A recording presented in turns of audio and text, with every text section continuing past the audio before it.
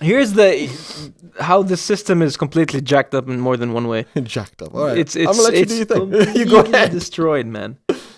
Out of all places, we're living in the Netherlands, and to very simply explain the democratic system and the voting system in the Netherlands, there is a whole lot of, I don't know how many by now. It's probably like 25 more political parties, right? And every one of them, it's based on the amount of seats you get in parliament is how much of a say you have in changing policy. Yeah.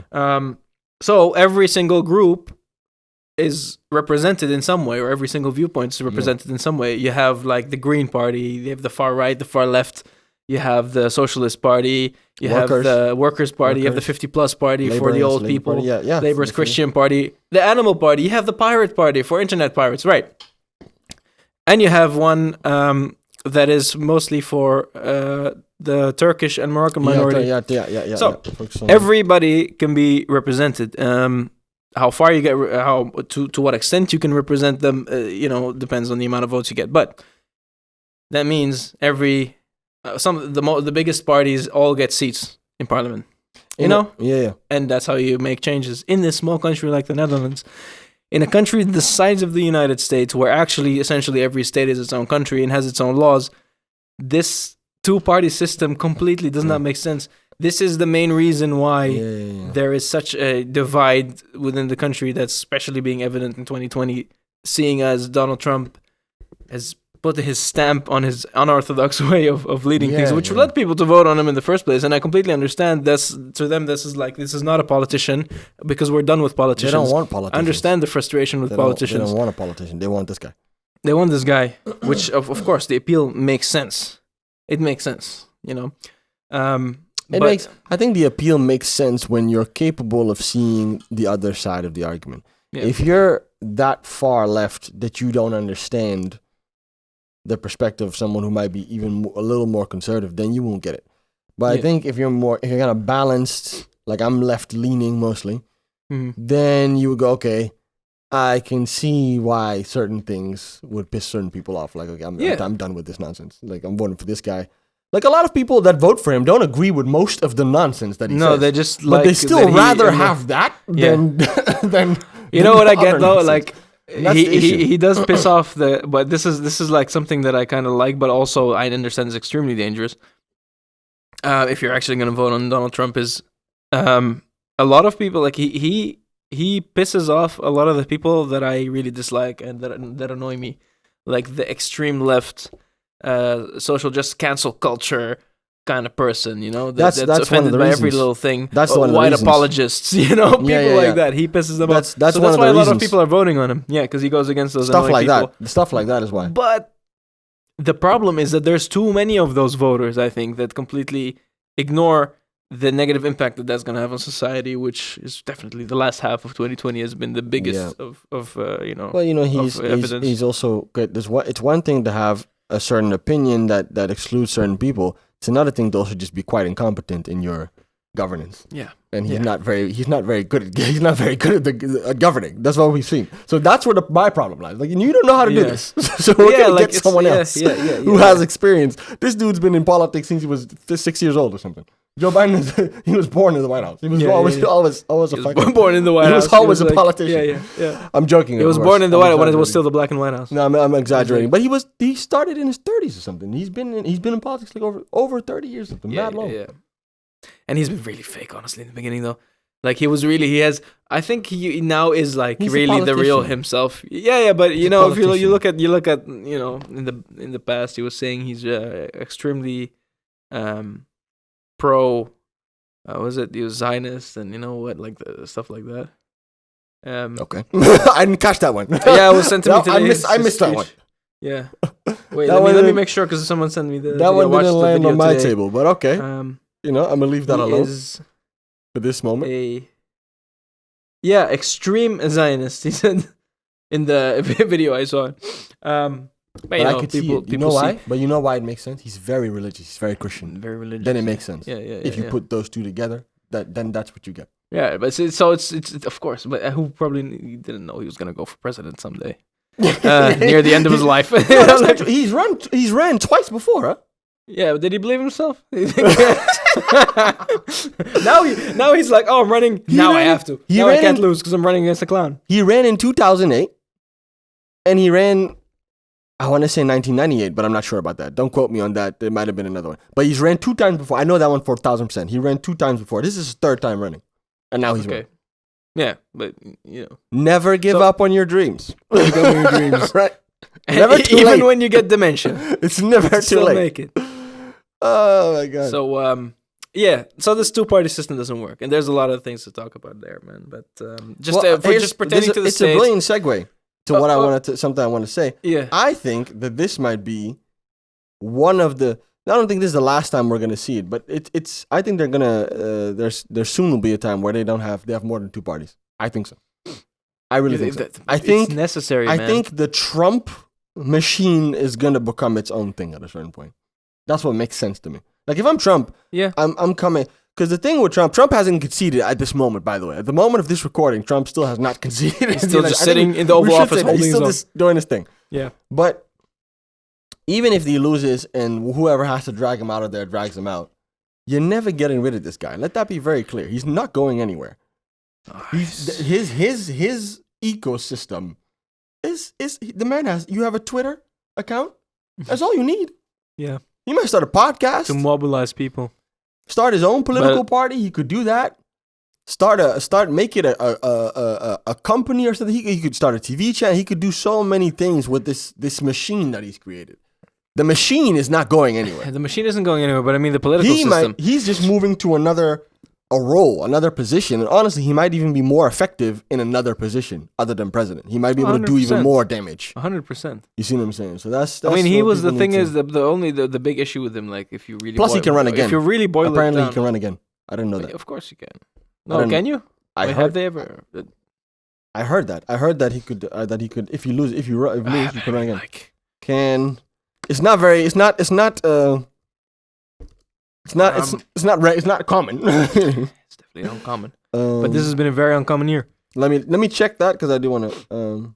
While you check that, I was gonna say, this year of all years is the year to change this whole the system it is there, the presidential running system, election system, because if ever to this year has shown the divide where UK. Okay, this is a good source. You know what? We have to be careful for fake news. So independent. There was a guest on Joe Rogan who kept laughing at, the Independent. Oh, you pulled it out of there. Yeah, that's great. That's reliable. It is reliable. It is reliable. But he was far right, this guy. So that's what I love about Joe, man. Joe doesn't give a fuck. He brings on anyone. So because the conversation does need to happen. Between some whack shit. Didn't need me to pay for this article. I ain't paying shit. I just want to know if he can run again. That's all I need to know. Just tell me that. Even Wikipedia will know. You can just, Hold on. Let me just... the ABC should be fine. Yes. That's a simple answer. But they said that on CNN. Yes. Several people have said that. They said it on CNN. It's just normal. He can just run again. In the US, a president can serve 2 terms and they can be non-consecutive. Okay, so after the second time, he can't run anymore. Okay. So they don't have to be consecutive. Okay. So if he had one, then there's no other way he can't run again. If he had one this time. If he had one, then he would have to wait for another 4 years, and then after that. Oh, I would be dead by then. But Or no. If he had one, he could have run again and then gone again. That's what it is. Okay. They don't have to. They can be non-consecutive. So that means that you do. Yeah. Because you can't get into third-term territory. That's the law. Like, the law says you can't, but it doesn't say you can't run in. Oh, wait, I get it. Now, sorry, we're making a mistake. In the U.S., a president can serve 2 terms, and they can be non-consecutive. So if he won, every 4 years. If he'd won, he can't. He can run again because he lost. And then he wins, but then he can't run anymore. Okay, clear. After 2 terms in office, that's it. As the 22nd Amendment of the U.S. Constitution states, that's a shorter career than a pro athlete, bro. No person shall be elected to the office of president more than twice.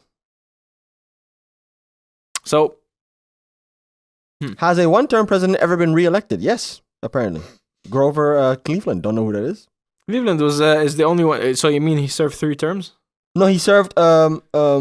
He lost after 4 years, and then later ran again, and then won. Yeah, I know his name, but he's one of the 4 on Mount Rushmore, I believe. Cleveland, isn't he? I don't know. I don't know that one. I know. Check it out, Jack. I don't want to spread false information either. But, Who is on Mount Rushmore, where were we going with this? Mount? But You go ahead. there is one president, wasn't it? Is it Lincoln who was the only one to ever serve 3 terms? There was a no, 3 there term. was. I think it was Eisenhower. I want to say Eisenhower. I have to look this shit up. We have to look these things up. No, don't it's quote not us on this. Cleveland. Let me see. Thomas Jefferson, it was saying there. Yeah, it's Thomas Jefferson. Abe Lincoln, George Washington. Theodore Roosevelt. So- What's with Lincoln being the best and the worst ever? People like him. George Washington. Yeah, okay. Theodore. He might have been the one. I think he was the one 3 terms, Theodore? who ran more, who ran long. So we went to university, Oliver and I, that was named after him. But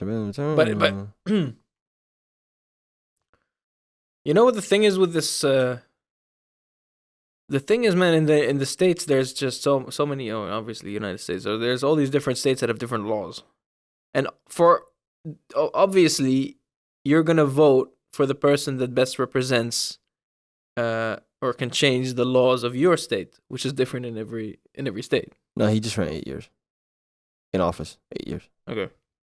I don't know. Check third term. Who did third term? Let me see. But I Let me mean, look that up.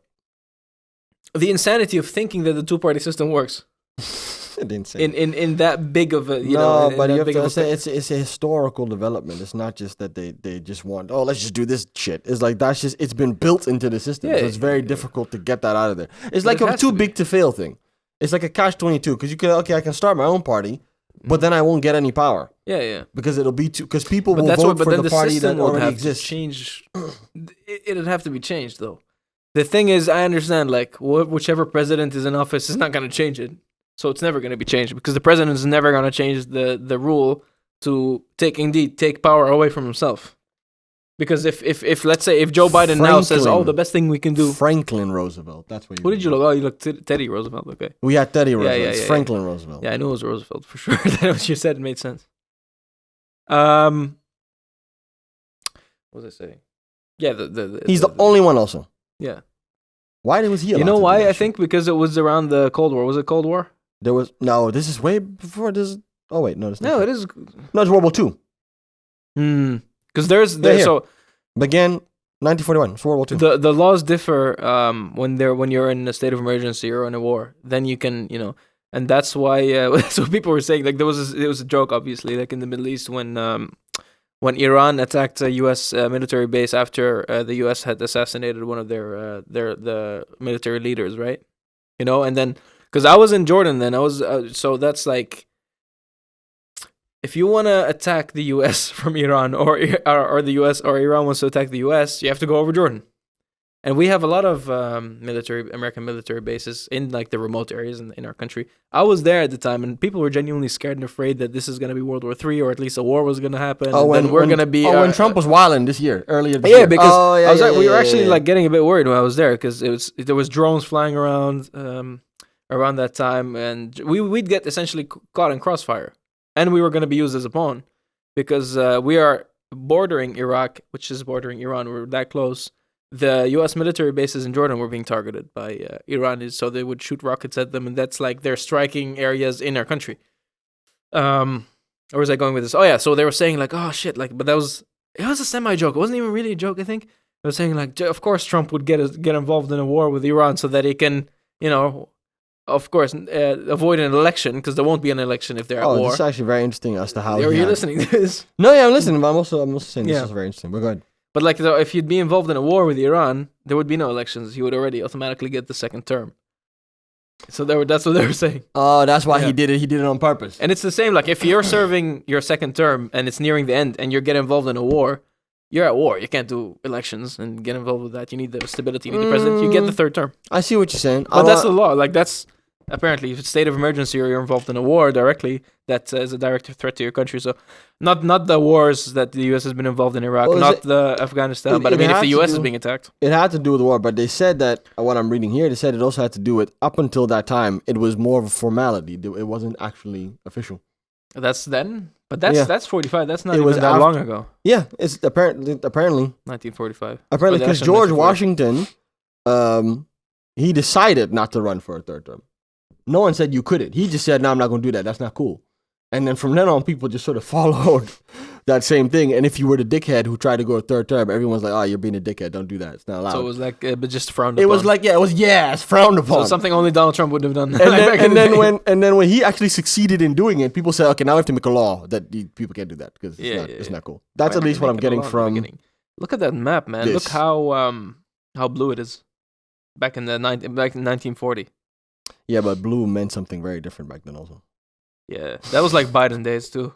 Blue was because Joe Biden. The funny thing is, like, Joe Biden is as conservative as a Democrat can get.